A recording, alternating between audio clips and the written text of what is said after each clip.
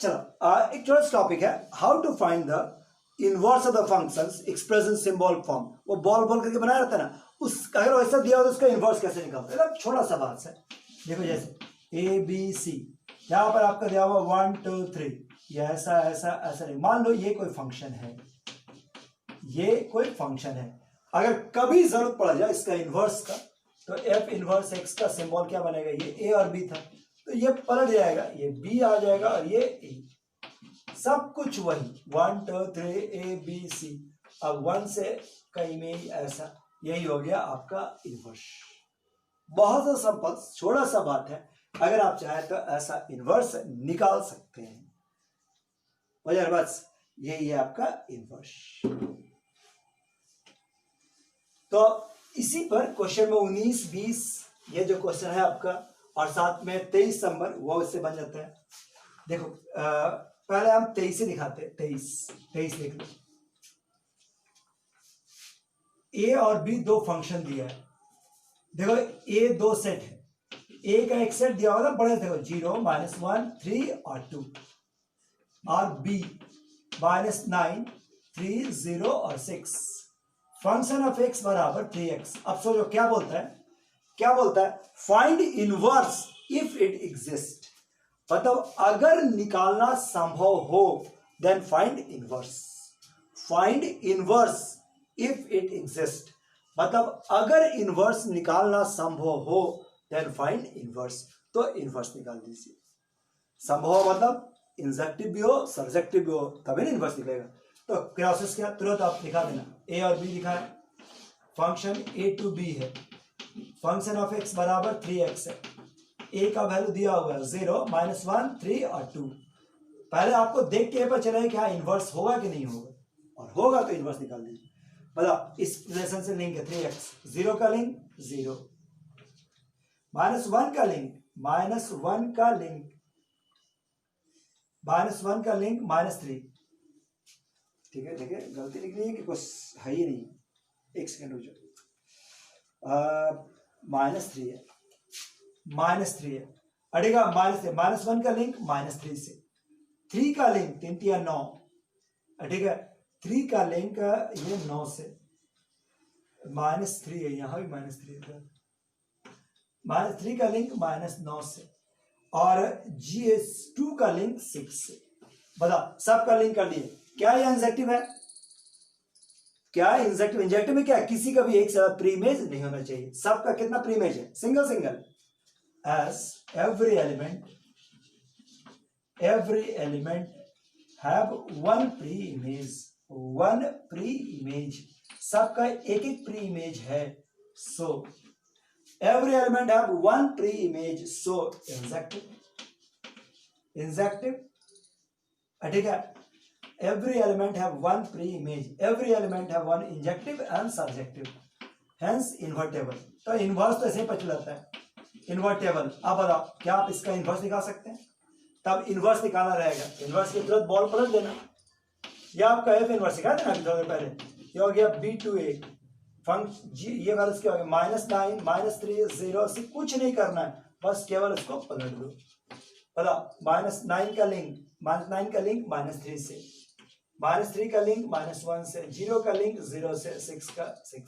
यही आपका इनवर्स हो जाए ना।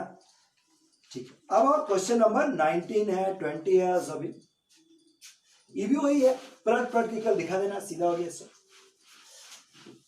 ठीक है, इनवर्स करके पलट दो।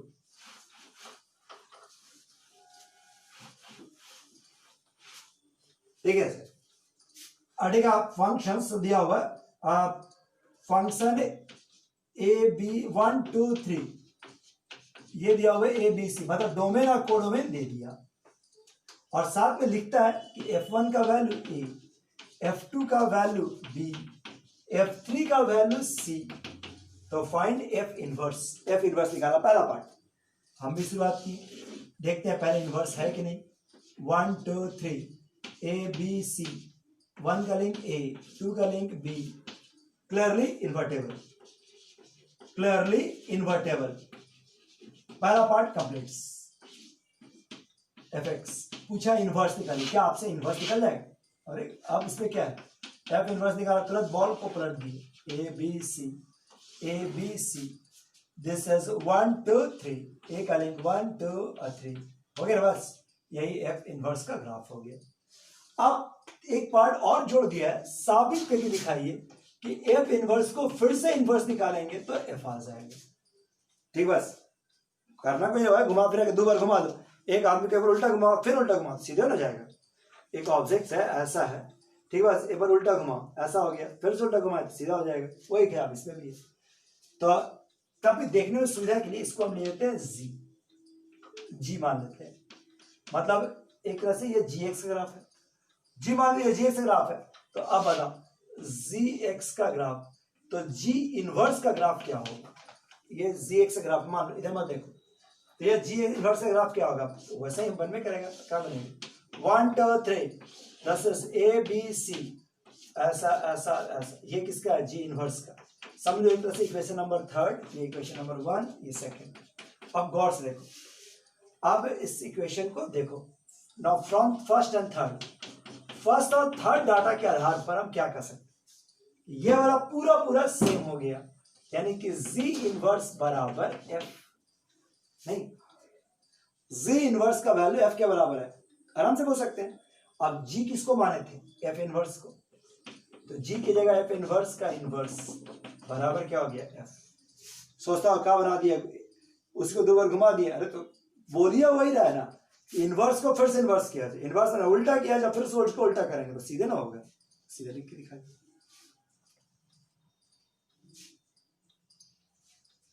अगला जो है थ्योरम है, वर्ड में लिख के बना लो या फिर ऐसे ही बना देना, एक एग्जांपल दे देना, हो जाएगा सर।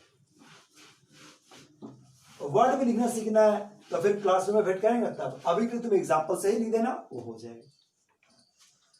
ठीक है, ऐसा आज क्लास से खत्म होने का टाइम तो हो गया, खत्म करने ही जा रहे हैं, लेकिन थोड़ा सा अगर देख लो एक क्वेश्चंस तो समझ में आ जाए, तो फिर वो जो 2 18 छोड़े थे ना, 18 नंबर या 21 नंबर, वो तुम बना लेगा तो कॉपी में रेगुलर हो जाएगा। देख लो अगर समझ में आता है। तुम बताओ एफ एक्स का वैल्यू दिया हुआ, एफ एक्स ये कल पढ़ाएंगे, ये मेरा कल का टॉपिक है, लेकिन तब भी अभी जरा दिखा रहे हैं। जी एक्स बराबर दिया हुआ है, दिस इज साइन एक्स माने 10x। तो बताओ क्या आपसे फॉग निकलता है? फॉग का मान निकल जाएगा? हम सीधा से बात करें, वास्तव में क्या होता है? एफ ऑफ जी का मतलब होता है f of g x, f of g x. देखो बड़ा से, यही चीज कल ही बताएंगे, लेकिन फिर से एक बार देख लो। अब अंदर वाला फंक्शन पहले, जी एक्स का मतलब 10x, एफ ऑफ 10x, ये कंपोजिट फंक्शन कहलाता है, एफ ऑफ 10x। अब फंक्शन ऑफ एक्स बराबर एक्स स्क्वायर, जो भी डाटा देंगे उसका स्क्वायर हो जाएगा, जो भी डाटा देंगे उसका स्क्वायर हो जाएगा। तो यहां पर आप 10x दिए तो क्या होना चाहिए? 10x का होल स्क्वायर। ये बात समझ में आता है? यही है फॉर्म। ठीक है, एक बार फिर से देख लो, जैसे मान लो 1/x+1 है, 1/x+1 है और e का पावर x है, और आपसे कहा जाए कि फॉग का मान निकाल दीजिए, ठीक है, फॉग। तो हम इसको कह सकते हैं एफ ऑफ जी एक्स, पर कुछ सोचना नहीं है, अंदर फंक्शन ई एक्स। अब फंक्शन देखो, जो भी डाटा देंगे वो इस एक्स की जगह बैठ जाता है, नहीं जानते फंक्शन, तो यहां पर एक ई एक्स पूरा दिया गया है, उठा के एक्स की जगह पर बैठा दो। सो 1/e का पावर x+1, तो अब जानता है ना, कल फिर से एक बार देखेंगे, लेकिन ये समझ में आता है। अगर ये जानता है तो एक प्रॉपर्टीज है इनवर्स का, एक प्रॉपर्टीज है इनवर्स का, उससे 2 क्वेश्चन बोला बन जाएगा। प्रॉपर्टीज ऑफ इनवर्स, छोटा सा प्रॉपर्टीज है इनवर्स, क्या? If f and z are inverse of each other, अगर f और z एक दूसरे का इनवर्स है, देन फॉग का वैल्यू निकाला जाए या गॉफ का मान निकाला जाए तो वो x के बराबर आएगा। f ऑफ gx का मान निकालो, फॉग कहते हैं ऐसा, gx का मान निकाले या g ऑफ f का मान निकालोगे तो वो जस्ट x के बराबर आएगा। एक बढ़ाता है तो एक घटाता है, एक सीधा करता है तो एक उल्टा करता है। दोनों का वैल्यू मिलाए तो x के बराबर आएगा। ठीक, बस तो इसी बात का हम फायदा लिख सकते हैं। कभी अगर ऐसा देखो कि ऐसा कहीं लिखा हुआ है दो फंक्शन बराबर x है, तो हम कह सकते हैं कि ये जो दोनों फंक्शन है वो एक दूसरे का इनवर्स है, एक दूसरे का इनवर्स। समझ में आ रहा? बस अगर इसको ध्यान रख सको तो तुम्हारे पास ये दो क्वेश्चंस आपसे बन जाएगा। देखो दिखाते हैं, बढ़िया से देखो, मन लगा के बस 2 मिनट नहीं, 2 मिनट अब समय लेंगे। 18 नंबर क्या था? एफ एक्स बराबर दिस इज 4x प्लस 3 और 6x माइनस 4, ये दे दिया। ठीक है, बस अब क्या बोला? एफ ऑफ एफ एक्स बराबर क्या है? x, then find f inverse, then find f inverse. तुम बढ़िया से मेरा बात को ध्यान सुनो। अभी तुमको हम क्या प्रॉपर्टी दिखाएं कि अगर दो फंक्शंस ऐसा, ये एफ ऑफ एफ का मतलब एफ ऑफ एफ एक्स होता है। अगर दो functions F of F x, छोड़ो इसको, एफ ऑफ एफ एक्स बराबर एक्स आ जाए तो ये वाला फंक्शन और ये वाला फंक्शन एक दूसरे का इनवर्स होगा। ये याद रह जाए तो आप डायरेक्ट लिख सकते हैं। ठीक है, ये बने एफ का इनवर्स भी एफ ही होता है। इस क्वेश्चन में एफ का इनवर्स भी एफ होगा, तो हमसे कहा एफ इनवर्स मतलब सीधे एफ हो गया आंसर। एफ का मतलब तुम पूरा बड़ा करके बनाओगे तब भी यहीं पर पहुंचोगे, पूरा बड़ा करके बनाओगे तब भी यहीं पर पहुंचोगे। डायरेक्ट प्रॉपर्टीज कहता है कि अगर एफ ऑफ एफ बराबर एक्स आ जाए, एफ ऑफ एफ बराबर एक्स आ जाए, ठीक, बस तो एफ का वैल्यू इतना डायरेक्ट लिख सकते हैं। ठीक है, बस अब रहने दो, अब नहीं लाएंगे। ठीक है, होमवर्क में 11 से लेकर 23 तक, 11 से लेकर 23 तक बन जाएगा, बना लेना। कल जब लास्ट कर देंगे।